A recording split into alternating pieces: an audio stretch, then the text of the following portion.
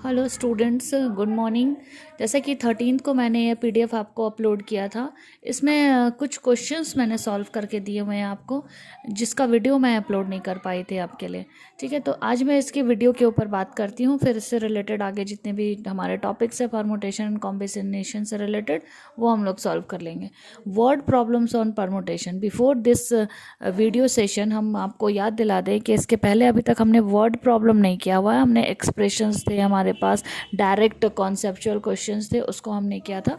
But आज हम लोग वर्ड प्रॉब्लम के ऊपर में ध्यान देंगे, परमुटेशंस के। पहला क्वेश्चन है, इन how many ways can 6 person stand in a Q. Q का मतलब होता है लाइन। ठीक है, तो मैंने यहाँ बॉक्स बनाया है, 6 हमने जगह बना दी है। ये फर्स्ट बॉक्स, फर्स्ट वाला position, second position, third position, fourth position, fifth position, six position. तो यहाँ पे 6 लोगों को अगर एक लाइन में खड़ा करना है तो कितने तरीक़ों से हम खड़ा कर सकते हैं। तो 6 लोग हैं और सबसे पहले पोजीशन में अगर हम मान लीजिए 1 2 रोल नंबर 1 2 6 है हमारे पास।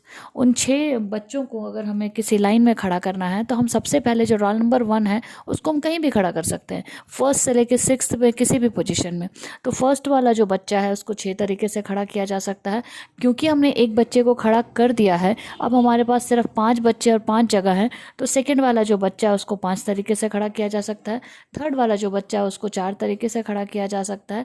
फोर्थ वाला जो बच्चा है उसको 3 तरीके से खड़ा किया जा सकता है। फिफ्थ वाला जो बच्चा है उसको 2 तरीके से, और जो सबसे लास्ट में बचेगा उसके लिए सिर्फ एक ही जगह बचेगा जिसको 1 तरीके से खड़ा किया जा सकता है। तो ये multiplication, principle of multiplication theorem पे बेस्ड है। तो ये आपस में सब मल्टीप्लाई हो जाएंगे। तो इस क्वेश्चन का जो आंसर होगा वो होगा 6 into 5 into 4 into 3 into 2 into 1, that is factorial 6। Answer will be 720। ये तो फर्स्ट मेथड हो गया। ठीक है, और यहाँ पे अगर हम मेथड 2 की बात करें, ठीक है, इसको हमने वर्बल किया, मतलब इसको थ्योरी वाइज कर लिया। अगर इसी को हम लोग परमुटेशन के फॉर्मूला पे लगा के अगर करते हैं क्वेश्चन को, तो NPR is equal to 6P6। 6 बच्चे हैं और 6 को आपको अरेंज करना है। तो आंसर क्या होगा, factorial 6 which is equal to 720। How many different signal can be formed by 4 flag from 6 flag of different colours. 6 तरह के हमारे पास अलग अलग रंग के फ्लैग्स हैं, जिसमें से 4 फ्लैग आपको चाहिए होगा। तो आप 6 फ्लैग में से 4 पोजीशन आपको भरना है। तो एक फार्मूला तो 6 टोटल है, उसमें से हमें सिर्फ 4 पिक करना है। तो डायरेक्ट फार्मूला वाइज अगर हम जाते हैं तो factorial n divided by n-r का फैक्टोरियल इज इक्वल टू आपको आंसर मिलता है 360। अगर इसी को हम बॉक्सेस वाइज यहाँ पे अरेंज करते हैं तो फर्स्ट वाला जो हमारा कॉलम है उसको हम 6 तरीके से भर सकते हैं, 6 डिफरेंट कलर से भर सकते हैं। तो एक तो हमने यूज़ कर दिया। अब हमारे पास 6 में से टोटल 5 कलर्स बचे, तो सेकंड वाले को 5 कलर से, थर्ड वाले को 4th कलर से, और फोर्थ वाले को 3rd कलर से। तो ये हमारा फाइनल आंसर 360 आ रहा है। आप इस मेथड या इस मेथड, दोनों में से किसी भी मेथड को यूज़ करके अपने क्वेश्चंस को सॉल्व कर सकते हो। अब आगे चलते एक थर्ड क्वेश्चन। आज हमारा एक्चुअली क्वेश्चन सेशन चल रहा है। अब आगे चलते हैं। 8 एथलीट्स हमारे पास हैं, प्रैक्टिस कर रहे हैं किसी भी रेस के लिए। तो उन 8 एथलीट्स में से आपको 3 लोगों को चुनना है जो कि बेस्ट प्रैक्टिस करने के बाद बेस्ट रिस्पांस दे रहे हैं, बेस्ट रिकॉर्ड फॉर्म कर रहे हैं। तो आप, ये तो एक डायरेक्ट फार्मूला है, 8 में से 3 को चुनना। तो 8P3, तो मैंने कहा था ये जो R की जो वैल्यू होती है जितनी, उतने ही टाइम हम लोग N को एक्सपेंड करेंगे। तो यहाँ 3 है तो 3 बार एक्सपेंशन हुआ, 8 7 और 6, आंसर 336 आया। अगर इसको बॉक्सेस वाइज डालें तो फर्स्ट वाला एथलीट को 8 तरीके से चुन सकते हैं, सेकेंड वाला एथलीट को 7 तरीके से, और थर्ड वाला को 6 तरीके से हम लोग चुन सकते हैं। तो आंसर इज 336। उसी तरह से इन how many ways can 3 different ring B Warne in 4 fingers. ठीक है, 4 फिंगर्स है हमारे पास 3 तरह के डिफरेंट रिंग हैं। तो उसको हम लोग किस तरह से ये पहन सकते हैं। तो टोटल यहाँ पे देख लो, बड़ा कौन सा डिजिट है, डेफिनेटली जो 3 है वो हमारा R होगा, और जो 4 है वो हमारा N होगा। तो अब हम लोग इसको किस तरह से पिक कर सकते हैं, 4 में से 3 पिक करना है। तो आंसर होगा 3 4 3 2, 4 3 2 इज 24। आई होप कि आपको चीज़ें समझ में आ रही होंगी। 5th नंबर क्वेश्चन है, 3 मैन हैं, 4 कोट है। 3 आदमी हैं, उनके पास में 4 कोट, 6 वेस्ट कोट और 5 कैप्स है। तो एक आदमी को ड्रेसअप होने के लिए 1 कोट, 1 वेस्ट कोट और 1 कैप की ज़रूरत पड़ेगी, तो कितने तरीके से वो अरेंज कर सकते हैं, कितने तरीके से कोट का सिलेक्शन कर सकते हैं, कितने तरीके से वेस्ट कोट का सिलेक्शन कर सकते हैं, और कितने तरीके से वो कैप का सिलेक्शन कर सकते हैं, वो निकालना है। तो सबसे पहले तो 4 कोट में से 3 आदमी है तो 3 पिक करेंगे, तो 4P3 आंसर है 24। फिर 6 वेस्ट कोट में से भी 3 लोगों को वेस्ट कोट चाहिए, तो उसको उनने सॉल्व किया तो 120 आया, और 5 कैप में से भी 3 तो 60 आया। अब क्योंकि इनमें से किसी एक को उसको वेयर नहीं करना है ना, या तो कोट या तो वेस्ट कोट या तो कैप, ऐसा तो नहीं है। एक आदमी को एक कोट पहनना है, एक वेस्ट कोट भी पहनना और एक कैप भी लगाना है, तो सब मिल के एक सेट फॉर्म हो रहा है, कोट भी और वेस्ट कोट और कैप, ऐसा कॉम्बो बन रहा है। इसलिए हम लोग यहाँ पे जोड़े नहीं, यहाँ पे हमने मल्टीप्लाई किया, और हमारा जो फाइनल आंसर है वो हमारा फाइनल आंसर आता है 172,800। इसको मैंने डिजिट में मैं नहीं बोली थी, मैं अभी आपको बता देती हूँ कि ये डिजिट में कितना होगा, 1,72,800। ठीक है, ये हमारा आंसर है। मल्टीप्लाई क्यों हुआ पता है आपको? क्योंकि कोट भी चाहिए आपको, वेस्ट कोट भी चाहिए आपको, और आपको कैप भी चाहिए, इसलिए।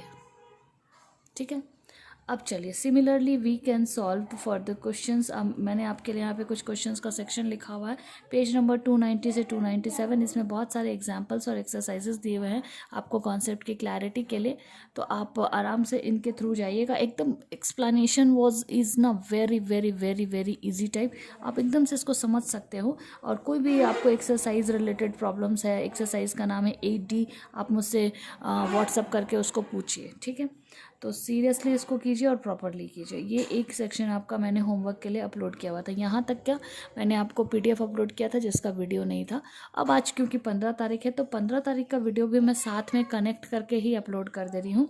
उसका टॉपिक क्या है, अभी मैंने थोड़ी देर पहले आपको बोला कि इसके पहले जो हम लोग पढ़ रहे थे वो था वर्ड प्रॉब्लम। अब वर्ड प्रॉब्लम के भी अलग अलग कैटेगरीज हैं हमारे पास परमुटेशन में, और ये हमारे कॉम्पिटिटिव एग्ज़ाम का बहुत ही इंपॉर्टेंट एंड यूज़फुल टॉपिक है, तो इसको बहुत ही सिंसियरली और केयरफुल करके कीजिए। ठीक है, तो अभी जो मैं टॉपिक लिख रही हूँ आज 15 तारीख का, permutations problems based on repetition of letters of n and object. Repetition कहने का मतलब क्या है ना, कि जैसे आपके पास कोई भी चीज़ जो रिपीट हो रही है, अभी तक जो हम लोग जितने भी क्वेश्चंस देख रहे थे उसमें रिपीटेशंस नहीं हो रहे थे। अभी क्या हो रहा है कि रिपीट कौन कौन सी चीज़ें होंगी वो देखिए। तो जैसे मैं एक एग्जांपल ले लूँ, कोई वर्ड लेते हैं, यहाँ पे लिखता है लेटर्स और ऑब्जेक्ट्स का रिपीटेशन के ऊपर बेस्ड क्वेश्चन। तो इसमें करते क्या, जैसे वर्ड आपने ले लिया मैथमेटिक्स, आप मैथमेटिक्स का स्टूडेंट हो, very good example for you. Mathematics, what is the spelling of mathematics? MATHE, mathematics MATICS। ठीक है, मैथमेटिक्स में टोटल 11 लेटर्स हैं, वर्ड मैथमेटिक्स में टोटल 11 लेटर्स हैं, और उसमें आप जब इसको लिख कर देखोगे तो बड़ा इसमें क्या चीज़ें हो रही है, M रिपीट हो रहा है, T रिपीट हो रहा है, और भी कुछ रिपीट हो रहा है क्या, A भी रिपीट हो रहा है क्या, जो भी रिपीटेशन होगा। मतलब ये एग्जाम्पल मैंने इसलिए दिया क्योंकि जिस टॉपिक को हम स्टार्ट करने वाले हैं ये उसका एक एग्जाम्पल है, repetition of letters and objects, उस पे बेस्ड है परमुटेशन के प्रॉब्लम्स। तो उसका डायरेक्ट जो फॉर्मूला, ये हमने इसी को लिखा है, जो मैंने अभी आपको बताया ना वो मैंने अभी इसी को यहाँ लिखा हुआ। तो ये इसका फॉर्मूला क्या लिखा है, टोटल नंबर जो भी हमारा वर्ड में मेंशन लेटर्स है वो, ठीक है, होल डिवाइडेड बाई ये रिपीटेशन को शो कर रहा है। अगर इससे भी बेटर आप और अच्छा समझना चाहते हैं, इस फॉर्मूला को आप समझ जाओगे जब इस बनाना वाले क्वेश्चन को करोगे तब। ठीक है, इसको ये फॉर्मूला को बिल्कुल से समझ जाओगे जब ये बनाना वाला क्वेश्चन होगा तब। अभी तक आपका परमुटेशन का जो फॉर्मूला चल रहा था वो था NPR चल रहा था। NPR में क्या होता था, factorial n divided by factorial n-r, ये हम पढ़ रहे थे। पर अब क्या होगा ना कि जब रिपीटेशन अलाउ कर रहा है हमारा परमुटेशन का क्वेश्चन, तो करना क्या है ना, बड़ा सिंपल सा एक लाइन में आप समझ लें, जितने भी टोटल नंबर ऑफ लेटर्स हैं दिए गए वर्ड में, वर्ड और लेटर का डिफरेंस तो समझते होंगे आप, बनाना इज़ अ वर्ड और बनाना में यूज़ किए गए अल्फ़ाबेट्स इज़ कॉल्ड लेटर। ठीक है। तो कितने वर्ड है टोटल, जितने भी टोटल लेटर्स हैं किसी भी दिए गए वर्ड में वो न्यूमरेटर पे आप लिख दें, और जितने भी लेटर्स रिपीट हो रहे हैं और वो कितनी बार रिपीट हो रहे हैं उसको डिनोमिनेटर में लिखना है। मैंने क्या कहा, जितने भी किसी भी दिए गए वर्ड्स में जितने भी लेटर्स हैं उसको आप न्यूमरेटर में लिख दें, टोटल नंबर ऑफ लेटर्स को काउंट करके, और जो repetition is going on in that word उस रिपीटेशंस को आप डिनोमिनेटर में लिख दें। और इनको लिखना कैसे है, थ्रू आउट आपको न्यूमरेटर डिनोमिनेटर में फैक्टोरियल यूज़ करके लिखना है। जैसे as a very easy example of the word banana is BANANAC, हियर A is repeating 3 times, 1 2 3, N is repeating 2 times, 1 2, and B is comes 1 time। तो मैंने यहाँ लिखा here in the word banana A comes 3 times, और total हमारे पास कितने letters हैं, 1 2 3 4 5 6। तो 6 लेटर्स में से 3 लेटर्स किसके हैं, A के, 6 लेटर्स में से 2 किसके हैं, N के, और 6 में से 1 किसका है, बी का। तो अब इसका what is the required permutation, permutation का मतलब ही है arrangement. What is the required arrangement, what is the required permutation, वो क्या आएगा वो देखिए। So the required permutation, total मैंने कहा था न्यूमरेटर को लिखने का, और जो रिपीटेशन आ रहा है ये रिपीटेशन किसके लिए है, ए के लिए, ये रिपीटेशन किसके लिए है, बी के लिए, ये सॉरी एन के लिए, और ये 1 हमने लिखा। आप जो रिपीटेड नहीं हो रहे हैं उसको लिखने की ज़रूरत नहीं है क्योंकि वो 1 ही होगा, तो ये बी के लिए आया है। आफ्टर सॉल्विंग दिस पूरा का पूरा expression we are getting 60 ways, ठीक है। तो अब आप समझ गए होंगे रिपीटेशंस जो अलाउ करते हैं जिस भी टाइप के क्वेश्चंस, और in case of permutation, whether in case of permutation और in case of combination, the factual concept is right the total number of letters in terms of factorial in the numerator and repetition will come under the denominator in the factorial form. तो second question पे चलते हैं। The word कौन सा यहाँ पे, अच्छा इसमें डायरेक्ट एक क्वेश्चन ही दिया गया है हमें, तो हम चलते हैं उसके ऊपर। How many words can be formed using by letter A जो कि 3 बार आ रहा है, लेटर बी जो कि 2 बार आ रहा है, और लेटर सी जो कि 3 बार आ रहा है। इस तरह का कोई वर्ड फॉर्म हो रहा है। टोटल आप काउंट कर लो, 1 2 3 4 5 6 7 8 आया। तो 8 को हमने न्यूमरेटर पे लिख दिया। ए कितनी बार रिपीट हो रहा है, 3 बार, तो इसको लिख दिया। बी कितनी बार रिपीट हो रहा है, 2 बार, तो 2 लिख दिया। सी कितनी बार रिपीट हो रहा है, 3 बार, तो 3 लिख दिया। इसका आंसर इस तरह से आया। सिमिलरली द वर्ड मैथमेटिक्स जिसके बारे में अभी हम लोग बात कर रहे थे, एम जो आ रहा है वो 2 बार आ रहा है, कितने में से, 11 में से। ए भी 2 बार आ रहा है 11 में से। टी भी 2 बार आ रहा है 11 में से। बाकी एच 1 बार है, ई 1 बार है, ICS तीनों 1 बार है। तो रिक्वायर्ड परमुटेशन क्या हो जाएगा, जो रिपीटेशन उसे डिनोमिनेटर में लिखना है, टोटल को न्यूमरेटर में।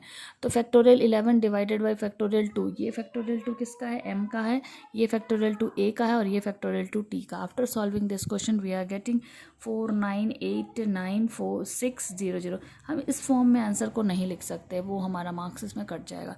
इस पर्टिकुलर रिपीटेड के लिए, रिपीटेशन इज अलाउ के लिए मैंने यहाँ पे एक होमवर्क दिया आपको, 301 पेज नंबर से 308 page number RS Agarwal book से, इसके थ्रू आप जाइए।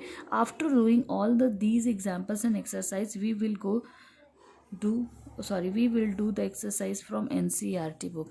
मैं सारे RS अग्रवाल को कंप्लीट करने के बाद NCERT को इसलिए प्रेफर करती हूँ ताकि आपके जो NCERT के जो क्वेश्चन है ना वो सारे मतलब 5 6 7 कॉन्सेप्ट को मिला के एक एक्सरसाइज फॉर्म होता है। तो ये छोटे छोटे जितने भी कॉन्सेप्ट है वो क्लियर करने के बाद ही हम लोग NCERT बुक में जाएंगे। अब इसके बाद क्या था, परमुटेशन विथ रिपीटेशन। अभी तो हमने रिपीटेशन देख ही रहे थे, लेकिन ये एक दूसरा आपका सिचुएशन जनरेट करता है। जैसे इसमें 2 ही चीज़ें आएंगी, ठीक है, 2 ही पॉइंट मैंने लिखा हुआ है, इसमें 2 ही चीज़ें आएंगी, और 2 चीज़ों के बाद यहाँ पे मैंने एक एग्जाम्पल लिया हुआ है, 2 मिनट में ये ख़त्म हो जाएगा। उसके बाद ये इसको भी आप बुक में देखना कि ये रिपीटेशन क्या है और जो मैं बात कर रही थी अभी वो रिपीटेशन क्या है। तो ये क्या कहता है, the number of permutations of n different objects, different objects के ऊपर ये रिपीटेशन है, ठीक है, डिफरेंट ऑब्जेक्ट्स के ऊपर ये रिपीटेशन है। और अभी जो हम लोग देख रहे थे वो डिफरेंट ऑब्जेक्ट के ऊपर रिपीटेशन नहीं था, ऑब्जेक्ट्स का रिपीटेशन हो रहा था। और यहाँ पे मतलब नंबर, वो एक ही अलग अलग ऑब्जेक्ट्स कितनी कौन रिपीट करेगा उसके ऊपर है। मे बी कि आप इसके सिचुएशन के ऊपर जाइएगा तब ज़्यादा अच्छा समझ पाइएगा। The number of permutation of n different objects taken r n different object जो कि टोटल को शो करेगा, r ऑब्वियसली जो कि कम को शो करेगा, r जो होगा वो हमेशा n से छोटा होगा। तो उस केस में अगर रिपीटेशन को अलाउ कर रहा है, repeated any number of the times, then each arrangement का जो फॉर्मूला बनेगा वो क्या बनेगा, n to the power r। और अगर यही r n के बराबर हो जाएगा, यही r अगर n के बराबर हो जाएगा तो आपका फॉर्मूला सिर्फ चेंज हो जाएगा n to the power n के ऊपर। अब ये चीज़ क्या है उसको देखते हैं, ठीक है। ये कैसी चीज़ है, एग्जाम्पल मैंने लिया, यहाँ पे क्या किया, in how many ways can 4 letters be posted in 3 letter box. मान लीजिए हमारे पास 3 लेटर बॉक्स है, ये तो हमारा डेली लाइफ का चीज़ है, इसको ज़रा जूम करके देखो। 3 लेटर बॉक्स है हमारे पास और 4 लेटर है। आपकी मर्ज़ी, आप पहले वाले लेटर बॉक्स में ही चारों लेटर को डाल दो, ठीक है। आपका मन किया आप दूसरे वाले में चारों को डाल दिए, आपका मन किया आप तीसरे वाले में चारों को डाल दिए। तो जो 3 जो हमारे लेटर बॉक्स है उसमें चारों के चारों लेटर्स कितने बार कितने तरीके से जा सकते हैं, 4 बार जा सकते हैं। तो देखो यहाँ each letter can be posted in any of 3 letter box. या तो आप तीनों लेटर बॉक्स में सिंगल सिंगल करके डालो, किसी में 2 डालो, किसी में 3 डालो, किसी में 1 डालो, ऐसे करके भी हो सकता है। तो इसलिए इसको समझना बहुत ज़रूरी है आपके लिए। Each letter can be posted in any of 3 letter box. कोई भी लेटर बॉक्स में आप किसी भी लेटर को पोस्ट कर सकते हैं। तो यहाँ पे जो 3 लेटर्स है ना, वो कितने 3 लेटर बॉक्स जो यूज़ हो रहे हैं उसमें कितने बार जाने की चांसेस है, लेटर्स के 4 बार जाने के चांसेस है। तो एक्चुअली देखो फर्स्ट वाला बात करते हैं, अगर ये तीनों लेटर, फर्स्ट वाला जो लेटर बॉक्स है उसमें जैसे 3 3 3 3 3 3 कहने का क्या मतलब है, यहाँ पे ये जो 4 लेटर है ना उसको शो कर रहे हैं 4 बार, 4 लेटर शो कर रहा है। यहाँ पे जो लेटर्स बॉक्स को जो चूज़ किया गया वो एज ए n चूज़ किया गया है और यहाँ पे r को चूज़ किया गया है ज़्यादा, ठीक है। हमने यहाँ पे क्या बात की थी कि जो r होगा वो छोटा होगा, पर इस एग्जाम्पल के थ्रू आप देख रहे हो कि r जो है वो हमेशा से छोटा नहीं होगा। इसमें जो छोटा वाला जो चीज़ है ना उसको n कंसिडर किया गया है और बड़े वाले चीज़ को r कंसिडर किया गया। इस बेसिकली इस रिपीटेशन के ऊपर में हम आपसे बात करना चाहते हैं। हो सकता है कि ये पर्टिकुलर रिपीटेशन आपको समझ में ना आए तो मुझे कमेंट करके ज़रूर पूछिए। 4 लेटर्स जो हमारे पास हैं 3 लेटर बॉक्स में कितने तरीके से जा सकते हैं, 4 बार जा सकते हैं, 3 तरीके से। देखो एक फर्स्ट, इसका क्या मतलब है, 3 बार गया है, 3 बार 3 बार 3 बार। अगर मैं ऐसा कहूँ कि इसमें हमारे पास, इस क्वेश्चन को एक बार मैं फिर से चेक करना चाहती हूँ, इस क्वेश्चन को आप ड्रॉप भी कर सकते हो, इस क्वेश्चन को मैं फिर से चेक करना चाहती हूँ। RS अग्रवाल बुक का क्वेश्चन है। यहाँ पे 4 लेटर्स जो हैं वो पोस्ट किए जा सकते हैं 3 लेटर बॉक्स में कितने तरीके से, तो जो छोटा वाला है उसको 4 टाइम्स। ये ट्रिक समझा रही हूँ आपको, यहाँ पे मैं आपको ट्रिक समझाने की कोशिश कर रही हूँ कि ये जो छोटा वाला नंबर है उसको 4 टाइम्स जो हमने लिखा, तो 81 तरीके से 4 लेटर्स को 3 लेटर बॉक्स में पोस्ट किया जा सकता है। चलो अगर बहुत क्लियर नहीं है तो एक और एग्जांपल देखते हैं। हमारे पास टोटल 3 एग्जांपल्स हैं इसके, ठीक है, 3 एग्जांपल्स हैं। तो देखते हैं फिर से। इन how many ways can 6 different rings B Warne in 4 finger of the hand. एक हाथ के 4 फिंगर्स में 6 रिंग को किस तरीके से आप सेटल कर सकते हो। तो बताओ इसमें छोटा वाला कौन सा है, ये n हो जाना है और ये r हो जाना है। तो 4 फिंगर्स में 6 रिंग्स कैसे एडजस्ट होंगे, हमें 4 को 6 बार लिखकर जो आंसर आएगा वो हमारा आंसर है। उसी तरीके से यहाँ देखो, इन how many ways can 5 apples be distributed among 6 boys. तो छोटा वाला कौन है, 5 है, और बड़ा वाला कौन है, 6 है। तो आंसर क्या हो जाएगा आपका, यहाँ पे देखो 5 तरीके से यहाँ पे हमने इसको लिख दिया 1 2 3 4 5, ठीक है। ये समझ में आना चाहिए आपको। मैं इसको स्टार मार्क लगा रही हूँ, शायद आप बहुत अच्छे से उसको क्लैरिटी से समझ पाओ, नहीं समझ पाओगे तो मुझे कमेंट कर दो। और ये कहाँ से मैंने लिया है उसका पेज नंबर आपको नोट डाउन करके दिया है। पेज नंबर 312 से लेकर 313, सिर्फ एक ही से 2 पेज का ये पूरा का पूरा टॉपिक है RS अग्रवाल की बुक से। ठीक है। इसको आपको नहीं समझ में आएगा तो मुझसे ज़रूर पूछना, थोड़ा सा ये आपको कंफ्यूज कर रहा होगा, मुझे ऐसा लग रहा है, तो मुझसे ज़रूर पूछना। इसके पहले का रिपीटेशन आपको क्लियर होगा, ये जो रिपीटेशन है वो उसको क्लियर होना आपके लिए ज़रूरी है, ठीक है।